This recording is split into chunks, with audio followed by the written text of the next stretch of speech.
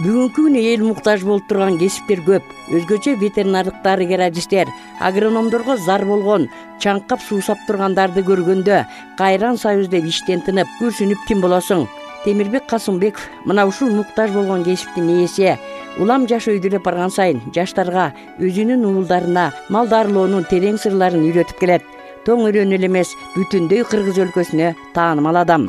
Эркин күрөш боюнча спорт чебери. Армияга барганча эле мына ушул өңдө ийгиликтерге жетишип, КПССтин мүчөсү боло алган. Чымыр денелүү, тоолук жигит өзү теңдүү, жора жолдошторунан бир топ айырмаланып турчу.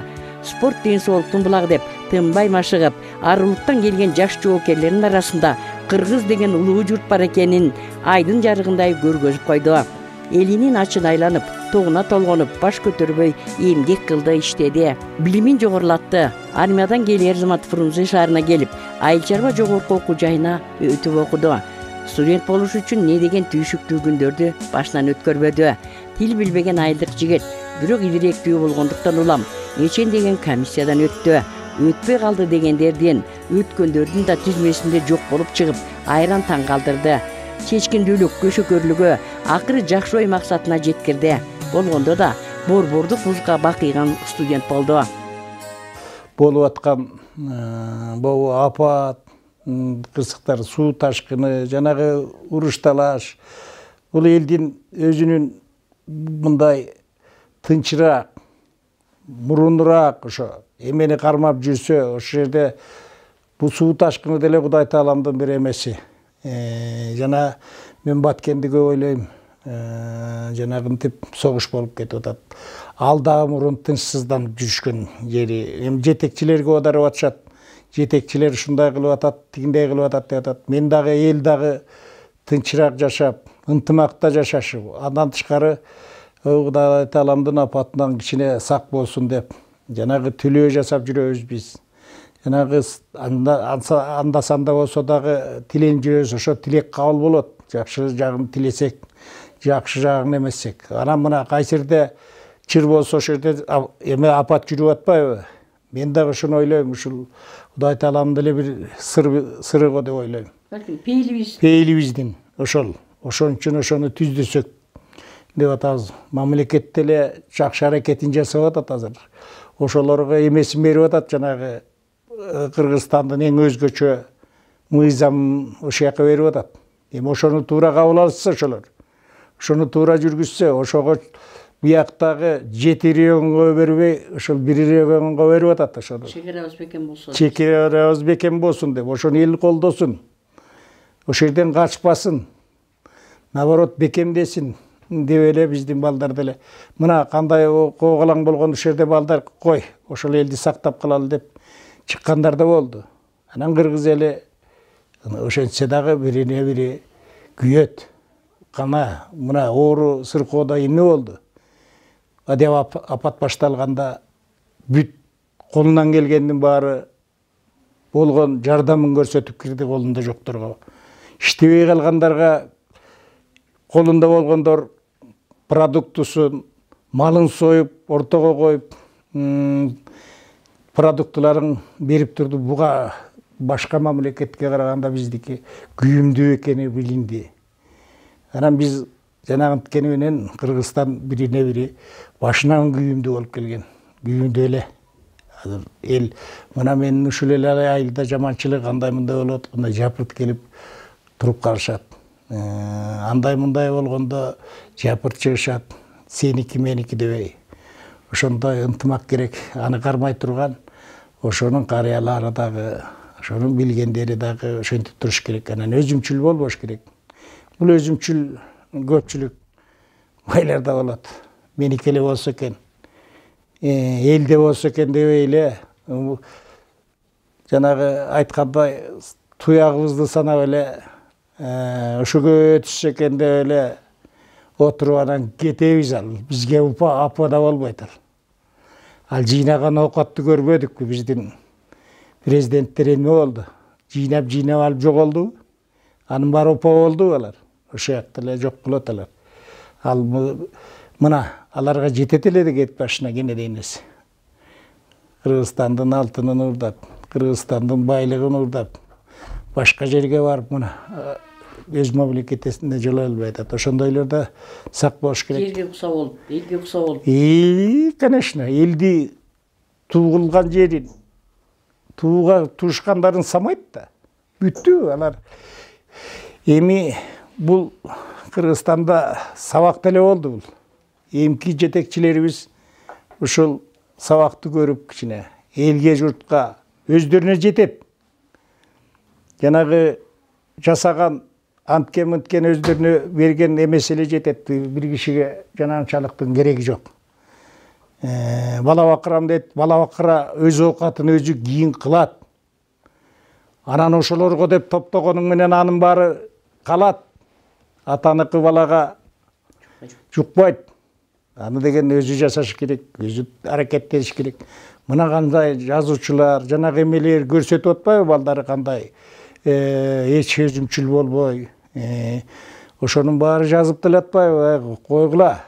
Жетет өлбөгөндөй оокат. Кыргызстанда баарына текши болгула. Кыргызстандын байлыгын чачпайлы деп эле атат, ал туура эле. Үй бүлөнүн жалгыз уулу. Ата-энеси көз жашын көлдөтүп, алыска Россияга жиберер эмес. Айласы курган Темирбек ага акыры Фрунзе шаарынан окууга аргас болот. Дипломун алып, бакыйган ветврач, зоотехник болду. Көч башы болуп, нече жылдар жетекчилик кызматта жүрдү. Шаар жашоосу жеңил деп айылдан көчө качпады. Элден озуп, байып, марып кетүүнү ойлогон жок. Жалаң жаштыгын элине арнады. Жети баланын атасы, баары билимдүү болушту. Кээде канына сиңип калыптыр кыргыздын байысам эле дейт. Байыганда кайда барабыз? Барабыз бир эле баягы жерге барабыз, эч оокат ала кетпейбиз. Ошол балдарга деле түшүндүрүп айтып атабыз, айланайын. Чакта оокатыңарды кылгыла да, элди, журтту, бир туугандарыңарды карагыла. Например, кээ бирөө өзү эле турат, жанында бир тууганы начар болот. Ошолорго да каралаш керек да. Кыздар болот, балдары болот. Турмушта ошол да кошала жүрүш керек. Анан эле мен балам эле анан тиги дебей, бу дебей. Биздин бир ылаколайлы өкмөтү мен айтам, эми жакшы эле. Бул жерде аракеттери деле, андай мындай деле, андай жулунуп бир неме сурашып, бир неме тигинтип бер деп өкмөттөн деле көп эметилгендерин уга элекмин. Ана бир эле бир оттука мектеп курулуп атат. Анан калганы ушу элдер бергенин алып атат, куруп атат. Анан так мынтип, ой мага тигинте кой, мынте кой деп. Анан айтышыбыз керек, көп деле мындай эме спокойнураклар. Мен башка жерлерди көрүп жүрбөймүнбү. Ошо Есу биздики өңгөчө көлөрөнү бизге чоң эле байлык. Эмне деген байлыктарыбыз жатат. Ошону туура колдонушубуз керек. Заман оңолуп келатканы мына биздин могу жол оңолот дегенге мен сүйүнүп турам. Могу Барсконго чейинки жолду уже бул адеп эле кумтөр башталганда каралган бул. Мына аны жыгашты. Жолубуз оңолуп, жолдогу үйлөр жарылып, машина чоң оор машинелер өткөн. Аны арызданса да карачы эмес. Ошонун баары кайда кетип атат? Жок турбайбы? Бүт эле азыр кийин ачык чыкты. Мына бир жылдан бери ачык чыгып атпайбы? Кимдер эмнени алып, кимдер? Эми бир үй жетпейби? Канча үйгө алып атат? Бир машина эле жетпейби? Канча машиненин түркүнүн алып атат? Ошол жаман ач көздүк, сугалактык.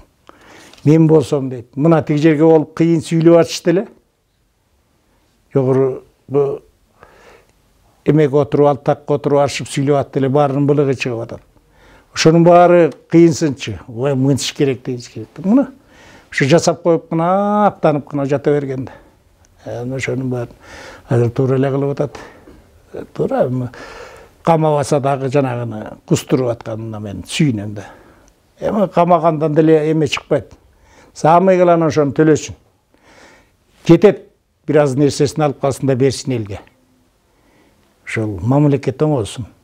Союз учурунда бизге там салууга, машина алууга, чоңдорго эме болчу. Өтө опасный болчу. Рабочулардын атынан жаздырып алчу машинени дагы.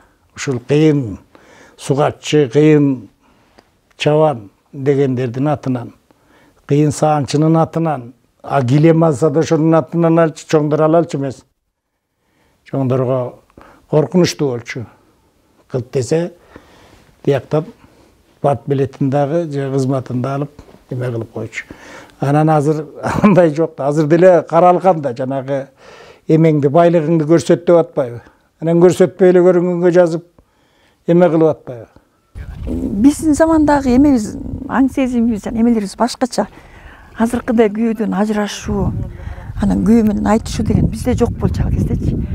Анан күйөөлөрүбүз эмне десе ошону укчубуз. Тиги менин күйөөм тиги балдарын бир жумалап көрбөй калчу да. Эртең менен эрте кетип, 6-7-де алар тура элек болот. Кечинде 10-11-де келет, уктап аткан болот. Кайра эртеси дагы эле ошондой. Ошентип эле анан балдардын баарын өстүрдүк. Дегенде жакшы эле заман көрдүк, бирок бизчи совхоздун убагында баягы эмелердин социалист совет өкмөтүнүн убагында конокторго жалаң мен барчумун. Тиги байкушту жумуштан бошобой эле кой тут дейт, анан кыркын дейт, анан эмне дейт деп эле калчу. Жана Куданын баарына мен барчумун. Ошентип эле жүрдүк, анан мындай уруш-мурушка деле ана мынага деле тиги убакыт жок болду да. Анан балдарыбыздын баары так жана катаал заманга туш келди. Окугандарчы. Баягы 93-жыл бүттү, улуу кызыбыз 11-классты. Ошондо контракт өгөбүз деп картошка саттык. Совхоз тарап кеткен жумуш иштешпейт. Малдарды сатып контракттар төктүк, бирок балдарыбыз жакшы окуду да, эмеден, университеттен, эмелерден окушту, бүт баары жогорку билимде болду. Бирок өзгөсү менен көп иштебей калды. Келиним, 3 келиним, 3 тең мугалим азыр. Бир улум мугалим, бирөөсү экономист, ошондой бирөөсү анан эми ар кайсы кесипти иштеп калышпады, шартка жараша мугалимди 3 келиним эле иштейт, тиги экөө эме болуп калды. Бирөөсү салондо иштейт, бирөөсү да бир немеде иштейт, ошентип калышты. Балдары жакшы, анан эми биздин бактыбыз ошол да. Балдары заман эсен болуп эле, өз үй бүнөсүн бакса эле, жадырап жайнаганда санда бизге келип коюп турса эле болду. Ошол, анан ошентип эле жашап келатабыз. Кийинки убакта кайсы балаң эмерээк болсо эле ошогуң бооруң ооруп, ал балаң жакшы болуп кетсе кайра тигини ойлоп эле, ошентип анан эми неберелерибиз ысык болуп, өзүнүн мамасы урушса барып баса калып, ошентип болушуп атабыз.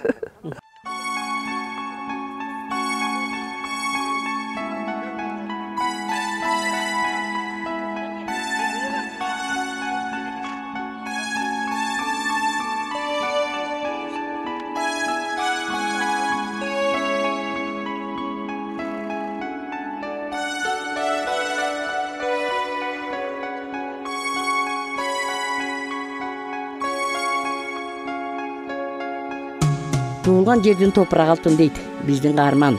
Эл журтка күйүмдүү, карамдуу болгула деген сөзүнөн жаңылбайт. Темирбек Касымбековдун балдары улуттук ат оюндарын уюштуруп, спорттук мелдештерди өткөрүп, 4 түлүк малын байгеге коюп, элдин маанайын көтөрүп турушат. Айылында демилге көтөрүшүп, спирт ичимдиктерин саттырбай, айыл ичин тынч кармашат.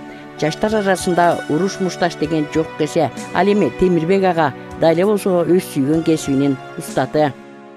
Бул жайлоодо азыр элдин малы ушул эле көлтөр чөлкөмүндө бир 3000ден ашык кой, бул жерде 4-5 семья турат. Андан тышкары уйдан ушул 700дей 1000дей уй болуш керек бул жерде.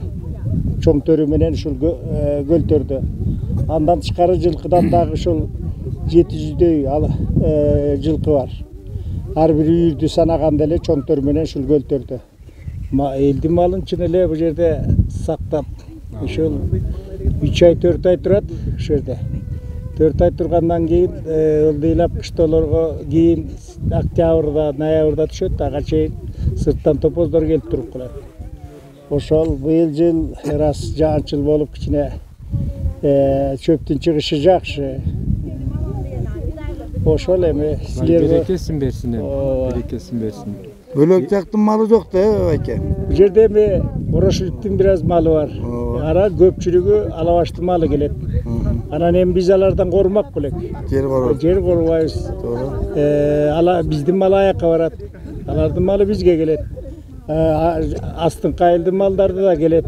жайлоо баарыбызга эле тең. Ооба. Эми ушул темикем жөнүндө айтсак, бул темикем өзү менин таякем болот. Анан эми бул кичинесинен окууну бүткөндөн бери ушул мурунку союздун учурунда бүтүп келип, ушул элинде, жеринде эмгектенип, эмгегин үзүрүн көрдү, бала бакырасын чоңойтtu, эл журтка кызматын жакшы жасады, өзү ветеринар болду союздун убагында. Анан өзү балдарын чоңойтуп, бүт тересеге жеткирип, эл журтка кыздарын узатып, уулдарын урматка жеткирип, үйлөнтүп, жайлантып, ушундай эмир. Андан кийин союз тарап кеткенден кийин ушул балдарын эметип, жайлоолорго келип, ушундай мал чарбасын өнүктүрүп, турмушун бала бакырасы менен чогуу көрүп, момундай кымызын байлап, бээсин байлап, эл журту ушинтип ага туугандары келип, ушинтип сыйлашып антимтип турабыз. Ушул жерге жээк унутпашыбыз керек да, бул ага туугандыбызды унутпашыбыз керек, кыргыз болгон артыбызды унутпашыбыз керек, тукумубузду улаш керек. Ар дайым кыргыз баласы бири-бирине салтыбызды кармап, сый борушубуз керек. Сыйыбызды кармашыбыз керек. Урматыбызды кармашыбыз керек. Жаштарыбызга, кыздарыбызга, уландарыбызга жакшы үрп-адаттарыбызды үйрөтүп, акыл насааттарыбызды айтып турушубуз керек. Биздин баардык милдетибиз ушул.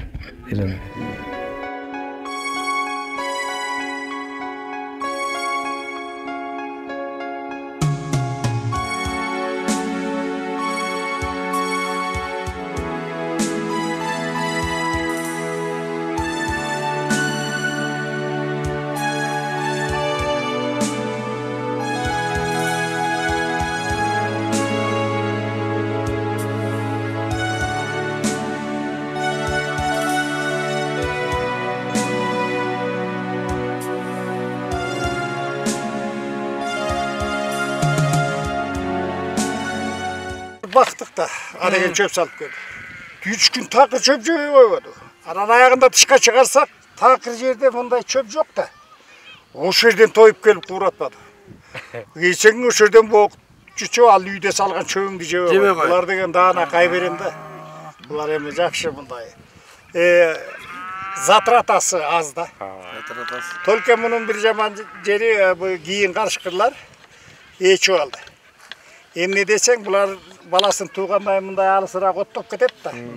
Anan аңдып туруп карышкыр аябай амалды болду да. Анан лып öyle balasın bir-iki silkip turulurgu тийгенден эметкенден кийин мындай карап турат. Топос түгүлгөндө кетип калат. Тигини жейт. Ошентип быйыл мамалактарга көп кол салды. Быйыл 30-40 мамал 30-40 мамалакты карышкыр эметип алды. Эмне десең, тияк тынчып калганда топоздун мамалагына кол салып келди. Анан ошон үчүн тиги мурун кичине айбат кылчу, азыр кичине карышкырлар көнүп алды. Кандай алышты. Кайжактан жешти.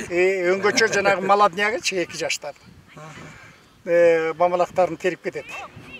Алар эрте чыгып калат. Кысыр болуп, эме болбойт. Букадан эртерээк чыгып калып, топоздун жанагы кысыры, анан 2 жаштан өткөн субайы мартка жетпейт. Булар деле уйдайла көтөрөп. Ооба. Уйдайла көтөрөп 9 ай. Анан булар ошол тууганда эме кылып туудурушат азыр. Күзөттөшүп. Ошону кайтарып, мылтык атып, эметет. Анан ошондо дагы мындай басып кеткенде тоолордо аңдып жатып анан шип кирип келет. Карышкыр кишини кайтарат кадимки эле. Мына мен ушул жерден могу жерден эле карышкырлар ары өтүп эле көнүп алган карышкырлар бар болчу менчик. Анан эме могу жанагылар чыкканы раз жоголду окшойт. Байкем кичирейип бараттыр эмелер. Топозбу. Ушуну кандай кылганда мурункудай чоңураак топоз. Эми мындай да бук алмаштырыш керек. Эмне алмаштырбайсыздар сиздер? Эми ушуну балдар жумгалдыкын бияка алып келип, бияктыкын тияка алып барып, Аксайда да көп экен ат башын. Ат башы да аябай көп. Аябай көп деп жүрсөт. Биздин Топоз Тоң району боюнча бул сыртта. Эң көп бүт Топоздун родинасы. Жалак тегерегин бар. Ооба, эмне десең чөп чар жебегендейин деп, затратный деп. Жана бизнесмендер көпчүлүгү Топоз күтүп эле ошол жака коюп багып эме кылып атат. Анан эми муну дагы жайытка карап багыш керек да. Бага берсең жайытты жок кылып аласың. Деградация ченемине жараша. Ошондой күтпөсөм ал дагы бул жерде чөбүн бүт суюттат, экологияны эметет. Анда дагы өзүнүн эмесине карата ченемине жараша ошолорго карабаса болбойт.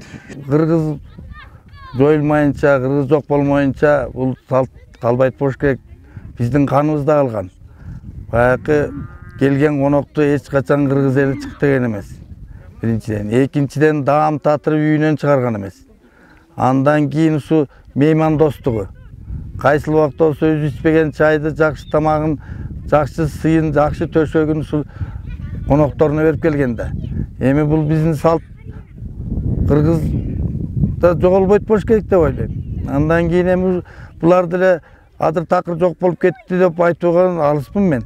Себеп дегенде элдердин аң сезими, мурунку болгон көз карашы ушул жакшы өнүгүп баратат. Эми муну аксакалдар эмне кылышыбыз керек? Аксакалдар ушул өткөн кеткендерди туура айтып, элге тарыхыбыз өзгөрүлүп атат, коом өзгөрүлүп атат. Мынакей 70 жыл Союздун мезгилинде болсок, 30 жыл мына эгемендүүлүк мамлекетинде жашап атабыз өзүбүздүн эгемендүүлүгүбүздө. Эми аксакалдар мына биздин аксакалдарыбыз аксакалдар комитетинин төрагасы катары айтам, ушул жакшы акыл насааттарын, жакшы жолдорун биздин аксакалдар элдерине, балдарына айтып, ушул жакшы кеңештерин берип атат деп айтам. Ушунун арасында мына Темирбек байкем дагы көп жыл чарбада иштеп Союз кезинде. Эми азыркы учурда эң айыл туура суу айыл эмес, ушул Лахол айыл аймагындагы кадырлуу аксакалдардын бири. Бул киши дагы айылдагы майда барат чыр чатактарды, калыстык эмес сөздөрдү, бир калыс эмес иштер болуп калса, ушул кишилер барып акылдашып, айтып, акылы менен чечип атышат. Бул дагы азыркы карыса дагы элге кылган кызматы деп ойлойм мен. Биздин аксакалдардын эң негизги максаты азыркы учурда ушу балдарга түз мамиле кылып, түз жол көрсөтүп, анан баягы мурунку өзүңүз айткандай каада салттарды, кыргыздагы жакшы нукура келаткан болгон баардык нерселердин баары тең кийинки муундарга калтырышыбыз керек. Же болбосо калтыра турган биздин милдет. Анан ушуларды мен ойлойм, мындан ары дагы улантат болушубуз керек. Биз аксакалдардын максаты ушул элибиздеги майда барат чырларды, жанакындай көрө албастык, анча-мынча иштердин баарын тең ушул жерлерде басып, анан жолго салып турсак, эл жакшы болот дейм. Ар бир аймактын эли ушундай ынтымактуу болуп, аксакалдардын баягы карысы бардын, ырысы бар, эли бар деген карысы, ырыстуу элдин карысы бар деп коет. Анан ушул ырыстуу элдин карысы болгондон кийин ушул карлар ушундай мамиледе жүрүшүбүз керек. Мурун болсо атка кетип бараткан атка секирип кетишсең, жашылып калганда уламдан баягы эмете берет экен, анан ошон үчүн жанагы жапы зат издетип анан ошону жүрүп калдым. Ошол эми жайлоодо мына эми жаш келсе ишке, кары келсе ашка дейт экен, буларга бердик жайлоону. Дагы жакшы кармагыла, жайлоону эме кылгыла, карагыла.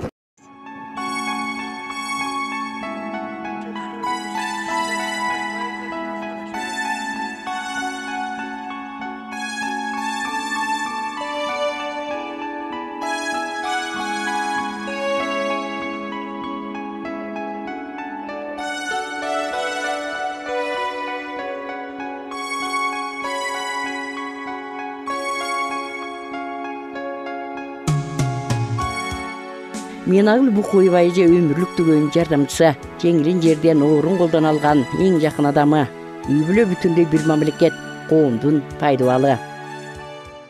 Мен 1964 9-жылы окуу жылы бүткөндөн кийин, окууну бүткөндөн кийин Бишкектеги юридикалык окууга барып өтпөй калып, андан техникумга, Светлый мыска өткөм.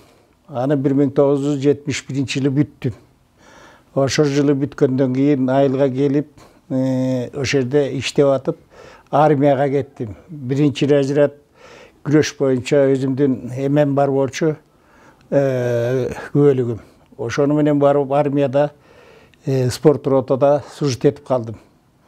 Ал жерден анан ошо Хабаровскийде спорт батальон СКда служить этип, ошол жерден кандидат мастерлик алып, анан ошол жерде службада болдум. 1972-жылы келип, кайра ошол сельхозюстка тапшырып, ал жерде мени центральный вузга которуп ийип, ошондон келдим.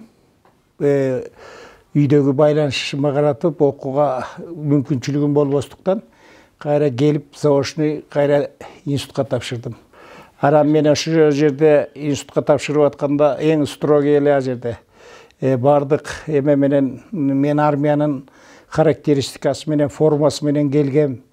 Анан мени жакшы кабыл алып эле кийиргенден кийин мен ошол диктантта орто эле жазчумун. Анан тиги жерден 2 алып калды деп мени кулатыптыр. Кулаткандан кийин бир геройду кармап алып ошол жерден социалисттик эмгектин баатыры экен Оштук, ал кишинин атын унутуп калдым. Анан кийирбей койгондон ошол киши аркылуу кирип ректорго кирип, анан мен ошол жерден диктанттарымды текшерттиргенде меники 4кө жазылганым билинип чыкты. Жанымда отургандыкы 5 экен, аныкы 2 экен. Ошентип мен ошол жерден акталып институтка өткөм. Анан центральный вузга которуп ийген, мындай тажалды ошол жака эле окусун деп кетирген, билбейм. Анан аякта Ината Карга болгондон кийин алар эме балам, сен 5 жыл жүрсөң, армияда тигинче жүрсөң, окууда мынча жүрсөң, бизди ким багат деп, бир үйдүн жаңыз уулу болсом, 3 карындашым болсо деп, анан ошол жерде кайра окуп калдым заочный. Анан ошону менен келип месокомбинатта бир аз иштеп атсам, кайра котортуп алышты. Өмүрү өрнөк адамдар кай мезгил болбосун ынтымак биримдигинин нарыгын кенен чапкан, акыл ойдун уйткулары, жакшы иштердин күрөңгөсү, улакыл айыл аймагы өрөөндө жакшы жол тандаган элдин өрөөнү, көпчүлүгү мал багуу менен алектенишет. Ардагерлер кептешип кеңешип, көп нерселерди чечип, айыл ичин ынтымакка чакырышат.